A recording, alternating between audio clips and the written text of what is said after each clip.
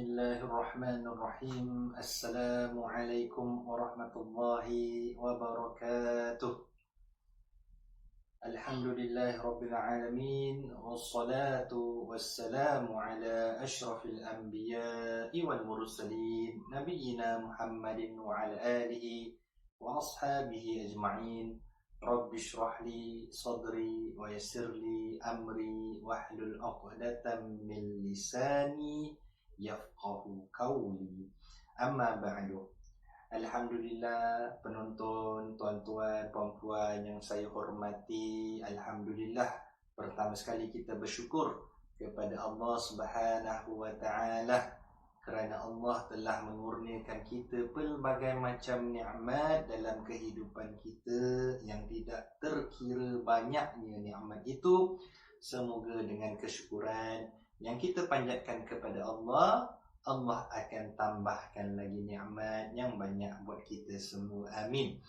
Jadi tuan-tuan dan puan-puan sekalian, alhamdulillah pada hari ini kita bertemu sekali lagi untuk kita meneruskan perbincangan di dalam bicara rohani, yang di mana pada 2 minggu lepas saya ada bawakan kepada tuan-tuan dan puan-puan sekalian berkenaan dengan kerinduan untuk bertemu dengan Allah Subhanahu wa taala.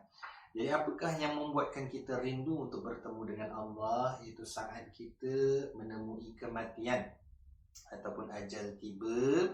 Itulah yang membuatkan kita rindu untuk bertemu dengan Allah. Disebabkan apa? Disebabkan kita sudah melaksanakan segala perintahnya, kita sudah meninggalkan segala larangannya, kita mengharapkan itu keredaannya dan juga segala balasan-balasan bagi amalan kebajikan yang pernah kita lakukan. Jadi itulah yang membuatkan kita rindu untuk bertemu dengan Allah, tentang janji-janji Allah, dan juga tentang kesempurnaan Allah, tentang keindahan Allah, tentang kasih sayang Allah dan sebagainya. Jadi sebaliknya ada juga yang tidak rindu untuk bertemu dengan Allah. Disebabkan apa tuan-tuan dan puan-puan sekalian? Disebabkan mereka itu dalam kehidupan sangat lalai dan mensia-siakan peluang yang Allah Subhanahu wa taala telah berikan. Jadi itulah yang membuatkan mereka tidak rindu untuk bertemu dengan Allah, malahan tidak ingin untuk bertemu dengan Allah. Bagi sesiapa yang tidak ingin untuk bertemu dengan Allah, Allah pun tidak ingin untuk bertemu dengannya. Jadi di sini pada hari ini insya-Allah kita akan meneruskan kupasan ataupun perkongsian ilmu tentang Allah Subhanahu wa taala, iaitu tentang janji-janji Allah. Jadi janji-janji Allah ni yang di sini saya nak kongsikan kepada tuan-tuan dan puan-puan sekalian, yang akan membuatkan kita semakin rindu untuk bertemu dengan Allah Subhanahu wa taala, yang akan membuatkan kehidupan kita tenang, yang akan membuatkan kita rasa cukup dan sebagainya lah. Okay. Jadi tentang janji-janji Allah Subhanahu wa taala di dalam Al-Quran dan juga menerusi lisan Nabi Muhammad sallallahu alaihi wasallam, ada menyebutkan tentang 2 perkara janji ini. Okey, jadi ada yang menyebutkan tentang janji yang baik dan juga janji yang buruk. Al-wa'du wal-wa'id. Okey, jadi tentang janji yang baik dan juga janji yang buruk itu. Baik itu adalah diberikan balasan bagi mereka yang melakukan kebaikan di dunia ini. Jadi kebaikan yang Allah Subhanahu wa taala anjurkan untuk kita lakukan. Manakala janji-janji buruk adalah bagi mereka yang melakukan keburukan dan juga kerosakan di muka bumi ini. Dan kedua-dua janji ini Allah Subhanahu wa taala akan menepatinya. Allah Subhanahu wa taala tidak pernah dan juga tidak akan mengingkari, memungkiri janji-janjinya. Dan kita harus akur bahawasanya Allah Subhanahu wa taala tidak akan dan juga tidak pernah menzalimi hamba-hambanya, walaupun hambanya ini akan menerima buruk padahnya di atas kelakuan mereka di atas dunia ini, di dalam dunia ini. Jadi inilah yang mana kita harus mengetahui. Jadi pada hari ini insya-Allah saya akan kongsikan kepada tuan-tuan dan puan-puan sekalian tentang janji-janji Allah kepada kita dan juga janji kita kepada Allah Subhanahu wa taala. Kita juga ada berjanji kepada Allah Subhanahu wa taala. Ada disebutkan di dalam Al-Quran yang pada hari ini insya-Allah saya akan kongsikan kepada tuan-tuan dan puan-puan sekalian. Jadi yang pertama sekali tentang tidak pernah memungkiri janji. Ada 7 kali disebutkan di dalam Al-Quran tentang antara sifat Allah Subhanahu wa taala, iaitu tidak pernah memungkiri janji. Jadi sama-sama kita cek Al-Quran. Ada tak surah ini di dalam Al-Quran? Itu yang pertama sekali dalam surah Ali Imran ayat yang ke-9. Apa Allah Subhanahu wa taala sebutkan? Allah katakan, ba'da a'udzubillahi minasyaitonir rajim, Rabbana innaka jami'un nasi liyaumin la raiba fihi innallaha la yukhliful mi'ad. Iaitu Rabbana, wahai Tuhan kami, innaka jami'un nas, itu sesungguhnya engkau mengumpulkan manusia, liyaumil la raiba fih, untuk menerima pembalasan pada hari yang tidak ada keraguan padanya. Itu pada hari yang pasti akan tiba.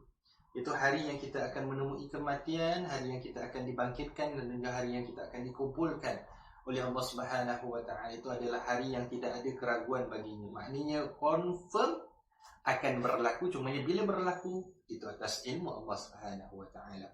Innallaha la yukhliful mi'ad. Apakah maksud innallaha la yukhliful mi'ad? Innallah, sesungguhnya Allah, la yukhlifu, itu tidak menyalahi, tidak memungkiri, al-mi'ad, itu janji-janji. Itu pada hari pembalasan Allah Subhanahu wa taala akan berikan pahala ganjaran bagi sesiapa yang melakukan perkara-perkara ketaatan dan meninggalkan perkara-perkara kemaksiatan. Itu janji Allah yang pasti. Allah akan confirm berikan. Kita tak payah risau. Bila kita buat sesuatu amalan, kita tak payah risau berapa banyak pahala yang kita dah kumpulkan, berapa ganjaran Allah Subhanahu wa taala bakal berikan. Kita buat aja benda ni, benda yang baik, kita tinggal aja benda yang tak baik. Dua-duanya akan diberikan ganjaran oleh Allah Subhanahu wa taala. Manakala bila kita melakukan sesuatu yang dilarang oleh Allah dan meninggalkan sesuatu yang disuruh oleh Allah Subhanahu wa taala, maka kita akan mendapatkan balasan yang buruk daripada Allah Subhanahu wa taala. Jadi tentang bab dosa ni, sebaik-baiknya kita kiralah berapa banyak dosa yang kita lakukan supaya kita lebih bersemangat untuk tinggalkan dosa, dan supaya kita lebih bersemangat untuk memperbaiki diri kita ke arah kebaikan. Jadi inilah yang mana kita katakan tentang sistem dosa dan pahala dan juga kematian kita yang pasti akan tiba. Jadi inilah yang mana Allah katakan Allah tidak akan menyalahi janjinya. Begitu juga Allah Subhanahu wa taala sebutkan dalam Al-Quran, dalam surah Ar-Rum ayat yang ke-6, Allah katakan wa'dallah la yukhlifullahu wa'dahu walakinna aktsaran nasi la ya'lamun. Itu wa'dallah sebagai janji Allah, janji yang sebenarnya daripada Allah. La yukhlifullahu wa'dahu, itu Allah tidak akan menyalahi janji-janjinya. Allah tidak akan memungkiri janji-janjinya. Ini janji Allah, ini confirm. Itu daripada sifat Allah Subhanahu wa taala. Jadi Allah katakan walakinna aktsaran nas. Walakinna, tetapi kebanyakan, aktsaran nas, kebanyakan manusia itu la ya'lamun. La ya'lamun maksudnya tidak mengetahui. Jadi kebanyakan manusia tidak mengetahui tentang akan menerima padahnya kalau kita melakukan keburukan, akan menerima kebaikan, ganjarannya kalau kita melakukan kebaikan. Okey, jadi ini adalah di antara ayat-ayat firman Allah Subhanahu wa taala dalam Al-Quran tentang janji. Jadi kemudian yang saya nak bawakan kepada tuan-tuan dan puan-puan sekalian, apakah janji manusia kepada Allah Subhanahu wa taala? Jadi kita tadi kita ceritakan tentang Allah janji akan berikan pahala, ganjaran dan juga dosa balasan. Okay? Tapi apa pula janji kita kepada Allah Subhanahu wa taala? Kita ada buat janji ke dengan Allah? Ada. Kita cek balik Al-Quran. Ada, kita pernah buat janji kepada Allah Subhanahu wa taala. Ini dirakamkan dan juga diabadikan di dalam Al-Quran tentang firman Allah Subhanahu wa taala dalam surah Al-A'raf. Jadi tuan-tuan dan puan-puan sekalian, kalau ada Al-Quran berdekatan Okey, dengan handphone pun kita boleh cek Al-Quran. Cek Al-Quran surah Al-A'raf, surah yang ke-7 dalam Al-Quran, ayat yang ke-172. Ayat yang ke-172, apa yang disebutkan oleh Allah Subhanahu wa taala, wa id akhadha rabbuka min bani adama min zuhurihim dzurriyyatahum wa ashhadahum ala anfusihim. Itu Allah katakan wa iz akhadha rabbuka min bani adam min zuhurihim. Itu dan ingatlah ketika Tuhan mengeluarkan keturunan anak-anak Adam daripada sulbi, daripada punggung mereka, dan Allah mengambil kesaksian, wa ashhadahum, Allah mengambil kesaksian ala anfusihim, terhadap jiwa mereka. Jadi Allah menyaksikan, kita berjanji kepada Allah Subhanahu wa taala dalam ayat ini juga. Sambungannya itu Allah Subhanahu wa taala berfirman, alastu bi rabbikum qalu bala shahidna an taqulu yawmal qiyamati inna kunna an hadza ghafilin. Itu alastu bi rabbikum, Allah tanya kepada kita, anak-anak Adam semuanya, zuriat Nabi Adam, bukankah aku ini Tuhan kamu? Allah tanya. Okey, kemudian apa yang kita jawab? Qalu bala. Mereka jawab, kita ni semua jawab. Okey, itu bala, betul, benar. Okey, itu benar apa? Benar engkaulah Tuhan kami, ya Allah. Syahidna, dan kami menjadi saksi. An taqulu yaumal qiyamati, kami lakukan yang demikian itu. Kenapa Allah lakukan ini? Kenapa Allah nak kita janji kepada Allah? Supaya apa? An taqulu yaumal qiyamati inna kunna an hadza ghafilin.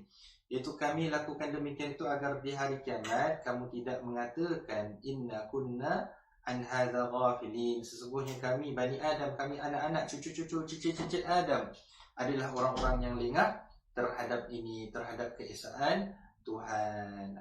Jadi apakah maksud ayat ini? Jadi Allah Subhanahu wa taala tanyakan kepada kita semua. Ya. Dan Allah katakan di sini, Allah dah tetapkan berapa ramai zuriat Nabi Adam. Itu berapa ramai kita sebagai keturunan Nabi Adam di sinilah. Okay? Jadi Nabi Adam adalah merupakan manusia yang pertama, lahirlah daripadanya berbagai macam zuriat. Jadi di sini Allah dah katakan Allah dah kumpulkan semuanya. Kemudian Allah tanyakan, alastu bi rabbikum, adakah aku Tuhan kamu? Bukankah aku ini Tuhan kamu? Kemudian kita semua ini menjawab, bala syahidna. Okey, itu benar, kami menjadi saksi bahawa engkau adalah Tuhan kami. Kenapa Allah katakan di sini? Supaya nanti hari akhirat kita dah tak boleh kata lagi, ni siapa? Allah Subhanahu wa taala. Oh Allah. Jadi padahal kita dah janji kepada Allah.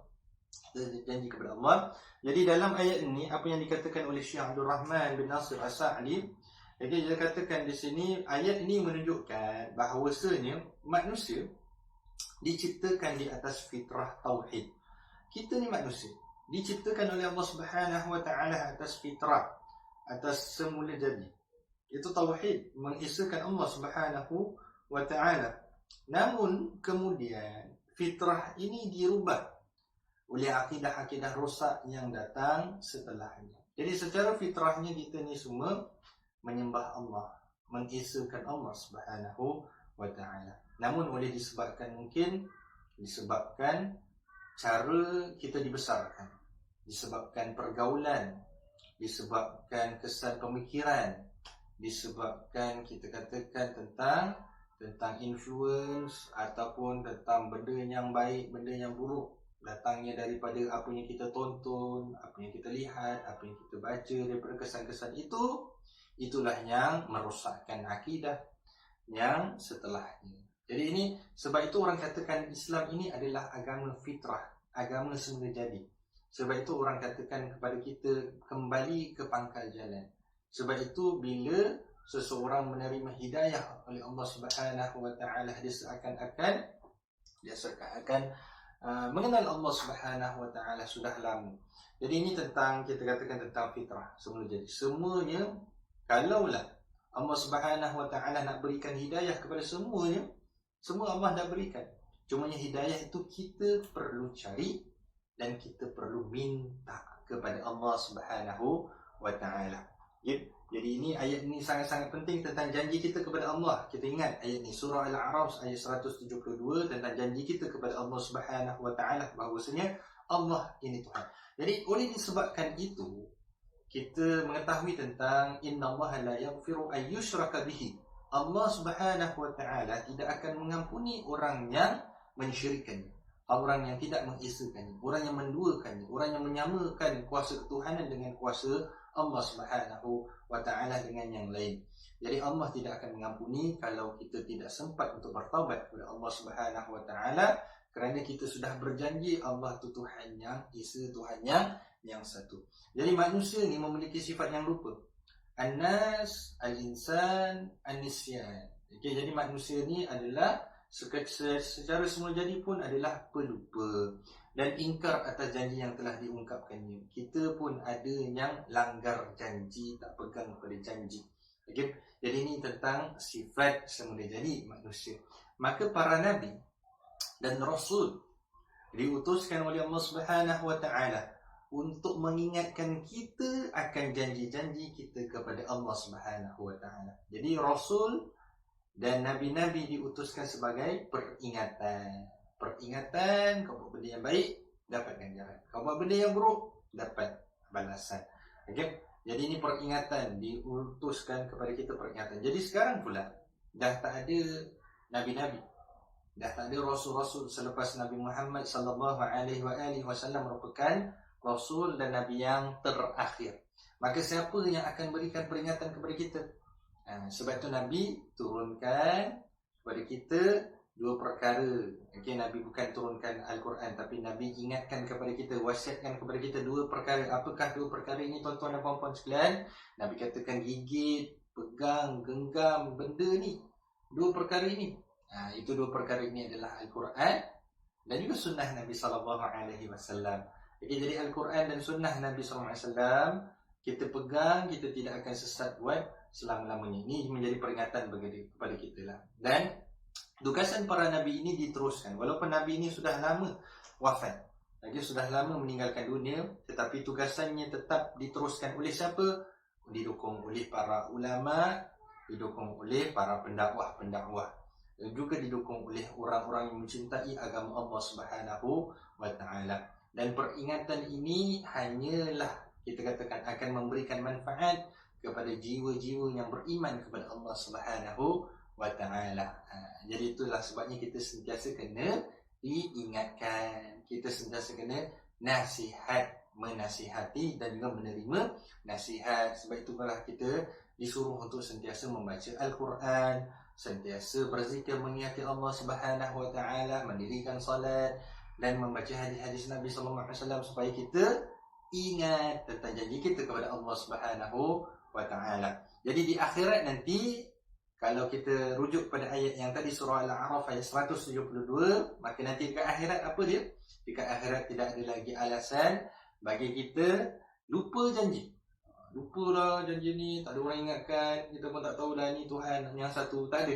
Ataupun lengah-lengah atas ketuhanan dan keesaan Allah Subhanahu Wa Taala. Jadi kita dah katakan, Allah dah ingatkan. Jadi kita carilah hidayah. Sebab itu kita kena cari teman-teman yang baik. Kita kena bergaul dengan orang-orang yang baik, supaya kita pun akan pergi kepada kebaikan, kita pun akan cinta kepada kebaikan. Sebab itu kita kena ingatkan diri kita sendiri untuk menjadi yang baik. Okay? Jadi ini tentang yang pertama sekali. Yang kedua tentang tidak pernah menzalimi hamba-Nya. Allah tak pernah menzalimi. Okay? Allah tak pernah menzalimi. Satu pun Allah tak pernah menzalimi. Jadi ada yang kata apa yang tak pernah zalim. Okay, kalau tak pernah zalim, maka tidak akan ada konsep neraka, maka tidak akan ada konsep siksaan. Jadi di dalam Al-Quran ada menyebutkan tentang Allah tidak pernah menzalimi hamba-hamba, Allah tidak pernah menganiaya. Okay? Jadi dalam Al-Quran ada 8 tempat, 8 kali disebutkan tentang Allah tidak pernah menzalimi hamba-hamba. Jadi tentang janji-janji Allah tadi 7. tentang Allah tidak pernah menzalimi hamba-Nya ni ada 8 tempat dalam Al-Quran. Mari kita cek Al-Quran, mari kita tengok balik dalam Al-Quran dalam surah Ali Imran ayat 182.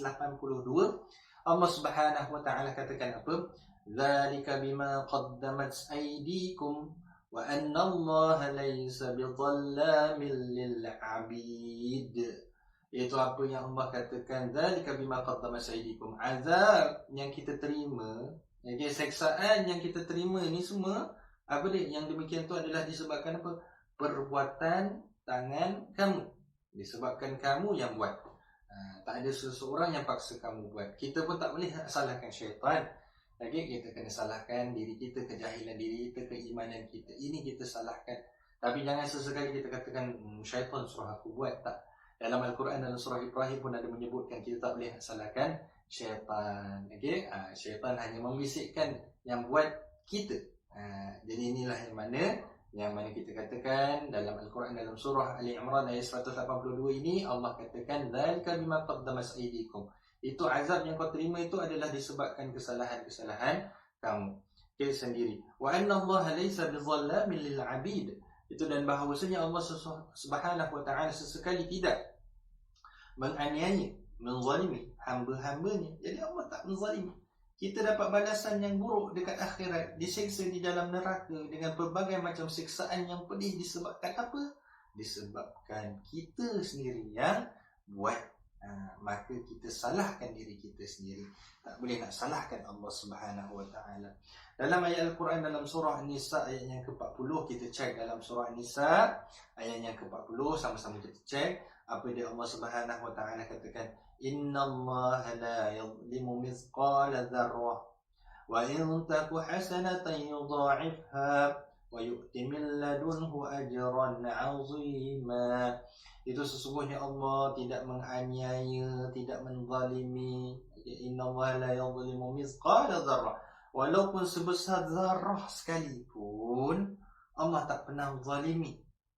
Sebesar zarah tu orang dulu kata biji sawi, sekarang kata sebesar atom.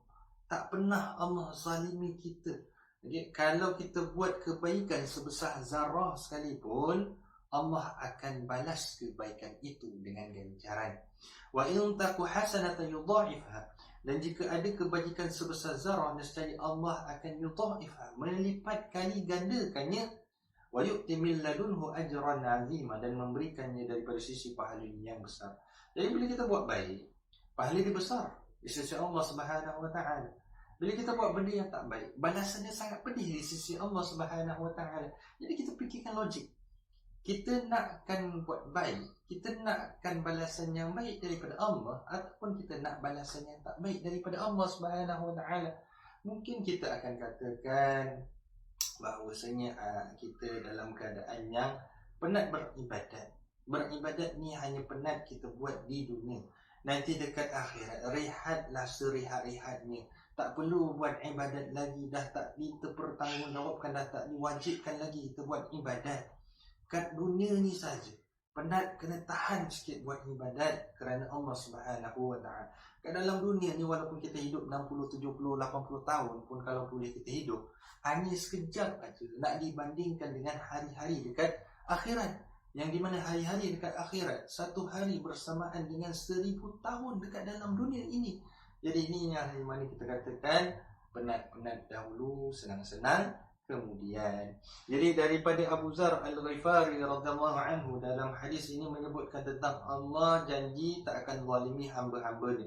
Jadi dalam hadis ini Nabi sallallahu alaihi wasallam meriwayatkan daripada Allah Subhanahu wa taala, Allah Subhanahu wa taala telah berfirman, hadis ini hadis qudsi. Jadi Nabi mengatakan bahawasanya Allah berfirman, wahai hamba-hambaku, maksudnya sesungguhnya aku mengharamkan kezaliman atas diriku sendiri, dan aku menjadikan kezaliman itu haram di antara kamu. Maka janganlah kamu saling menzalimi. Jadi Allah dah haramkan diri dia untuk menzalimi hamba-hamba dia. Jadi takkanlah kita ni nak buat zaliman. Mestilah Allah haramkan kezaliman kita buat atas yang lain dan juga atas diri kita. Apa kezaliman yang kita buat atas diri kita? Kita buat dosa. Jadi itu kezaliman yang kita buat atas diri kita. Kita buat dosa, kita dapat balasan yang buruk. kita buat benda yang tak baik, kita dapat balasan yang tak baik. Bila dapat balasan yang tak baik, azab yang tak baik, siapa suruh buat? Kaulah yang buat, kaulah yang tanggung. Jadi ini kezaliman atas diri kamu sendiri. Belum termasuk kezaliman yang kita buat atas orang lain. Atas orang lain kita pernah mengherdik ke, menghina ke, memaki ke, ya, kita pernah menzalimi ke, kita pernah tendang ke, tumbuk dia ke dan sebagainya, mengumpat tentang dia ke. Ini kezaliman yang kita buat atas orang lain. Jadi ini pun kita buat atas orang lain pun akan berbalik balasan-balasan buruknya ke atas kita. Semoga Allah Subhanahu Wa Taala menyelamatkan kita daripada perkara itu. Jadi Allah Subhanahu Wa Taala pun katakan, wahai hamba-hambaku, kalian semua sesat kecuali orang yang telah kami berikan petunjuk. Kita ni semua akan diberikan petunjuk oleh Allah Subhanahu Wa Taala. Kita kena minta. Maka hendaklah kalian minta petunjuk kepadaku, pasti aku akan memberinya. Kadang-kadang petunjuk ni hidayah daripada Allah Subhanahu Wa Taala. Kadang-kadang we take it for granted. Okay? We take it for granted sebab apa? Sebab kita diperbesarkan dalam keluarga suasana Islam. Jadi kita tak, ataupun kita jarang berdoa kepada Allah Subhanahu Wa Taala, ya Allah, kurniakanlah aku hidayah. Jadi sekurang-kurangnya pun satu hari juga kita berdoa kepada Allah. Dalam doa kunut pun kita baca Allahumma hdini fiman hadait, ya Allah berikanlah kami hidayah. Jadi inilah kita kena minta hidayah. Jadi dalam kita nak besarkan anak-anak, kita ajar dia agama, kita ajar dia solat, kita ajar dia mengaji, baca Quran dan sebagainya. Pastikan ibu bapa sekalian untuk kita doakan kepada Allah Subhanahu Wa Taala untuk anak-anak kita terima hidayah. Jadi penting untuk kita terima hidayah daripada Allah Subhanahu Wa Taala. Jadi yang last sekali, apakah janji Allah pula kepada manusia? Janji Allah ni banyak, tuan-tuan dan puan-puan sekalian. Kita cek balik Al-Quran, apa yang janji Allah kepada manusia ini. Allah Subhanahu Wa Taala berjanji akan menolong orang-orang yang beriman. Dalam Al-Quran, Allah Subhanahu Wa Taala sebutkan, wa kana haqqan 'alaina nasrul mu'minin, dan kami selalu berkewajiban menolong orang-orang yang beriman. Jadi Allah mewajibkan untuk menolong orang-orang yang beriman. Jadi nakkan pertolongan Allah, imanlah dulu kepada Allah, percayakan kepada Allah, mengisahkan Allah, buat apa yang Allah suruh, buat apa yang Nabi tunjukkan kepada kita, beriman dengan kitab-kitab Allah dan sebagainya. Jadi ini Allah janji untuk tolong kita sebagai orang-orang yang beriman. Dan janji Allah Subhanahu Wa Taala kepada kita yang beriman, kita akan mendapatkan perlindungan, kasih sayang Allah Subhanahu Wa Taala, al-wilayah. Jadi Allah Subhanahu Wa Taala sebutkan dalam Al-Quran, dalam surah Al-Baqarah ayat 257, Allah waliyul ladzina amanu yukhrijuhum minadh dhulumati ilan nur. Iaitu Allah pelindung orang-orang yang beriman. Allah keluarkan kita daripada kegelapan, kekafiran kepada cahaya. Jadi Allah menjadi pelindung kita dekat dunia dan juga dekat akhirat. Allah menjadi pelindung kita. Jadi inilah yang mana janji Allah kepada orang yang beriman. Kemudian janji Allah Subhanahu Wa Taala dalam Al-Quran, ada Allah sebutkan Allah akan tambahkan lagi nikmat bagi mereka yang bersyukur. Dan siapa yang bersyukur ini? Orang yang beriman. Kesyukuran ini kalau kita baca dalam Al-Quran ni, la in syakartum la azidannakum wa la in kafartum inna azabi lasyadid. Iaitu la in syakartum, sesungguhnya jika kamu bersyukur. Syukurnya macam mana tuan-tuan dan puan-puan sekalian? Bukan saja kita memuji Allah dengan kita mengucapkan alhamdulillah, tapi kita percaya dengan hati kita bahawasanya nikmat ini datang daripada Allah Subhanahu Wa Taala. Dan juga kita buktikan melalui amalan anggota badan kita, melalui ini juga adalah kesyukuran.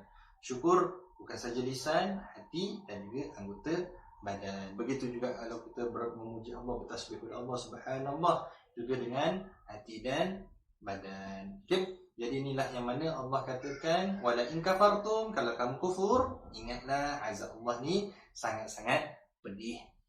Jadi kemudian janji Allah Subhanahu Wa Taala adalah Allah akan memberikan jalan yang benar, al-hidayah.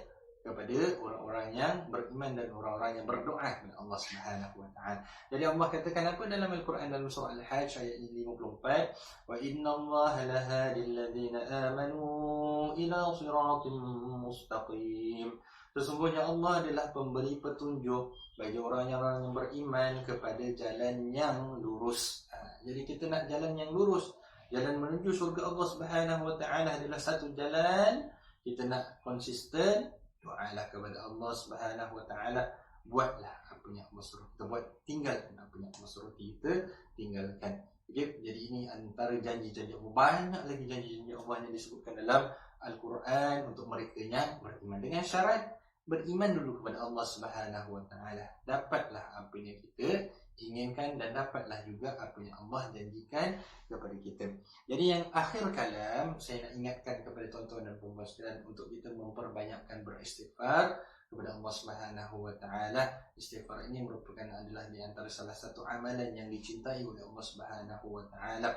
Jadi di sini Nabi sallallahu alaihi wasallam pernah menyebutkan di dalam satu hadis, man lazimal istighfar, barang siapa yang melazimi istighfar, sentiasa beristighfar, ja'alallahu lahu min kulli dhiqin makhraja. Allah Subhanahu wa taala menjadikan untuknya bagi setiap kesempitan itu jalan keluar. Wa min kulli hammin faraja, dan juga setiap kebimbangan itu kelapangan. Wa razaqahu min haitsu la yahtasib, dan Allah juga mengurniakan kepadanya rezeki daripada arah-arah yang tidak disangka-sangkakan. Jadi istighfarlah kepada Allah Subhanahu wa taala. Bila kita dah beriman, kita dalam keadaan kesulitan, istighfar kepada Allah Subhanahu wa taala, sabar, dan Allah akan keluarkan kita daripada kesulitan itu. Bila kita dalam kesenangan pun, istighfarlah kepada Allah Subhanahu wa taala, kita akan menerima sesuatu yang kita tidak disangka-sangkakan daripada Allah Subhanahu wa taala.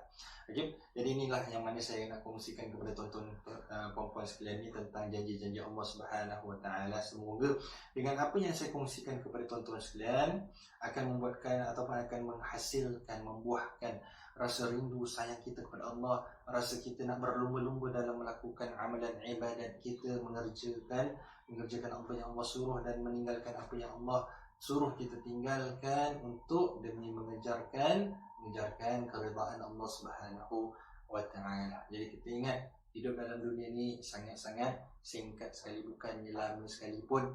Jadi bila-bila sahaja Allah Subhanahu wa taala boleh tarik nyawa kita, kita kena ingat hidup yang kekal abadi di akhirat. Jadi usahakan untuk hidup yang kekal abadi itu dengan penuh kebaikan, seimbangkan keduniaan dan juga akhirat yang baik. Kita pun nak dunia pun nak baik, akhirat pun nak baik, tapi akhirat tu kita lebih gigih untuk kita usahakan. Jadi dengan ini saya akan akhiri majlis ilmu saya ini dengan bacaan tasbih kafarah dan juga surah Al-Asr. Semoga Allah Subhanahu wa taala mempertemukan kita pada 2 minggu yang akan datang nanti dalam acara bicara rohani. Aku qauli hadza wa astaghfirullahal azim li wa lakum. Wassalamualaikum warahmatullahi wabarakatuh. Allah, Allah, Allah.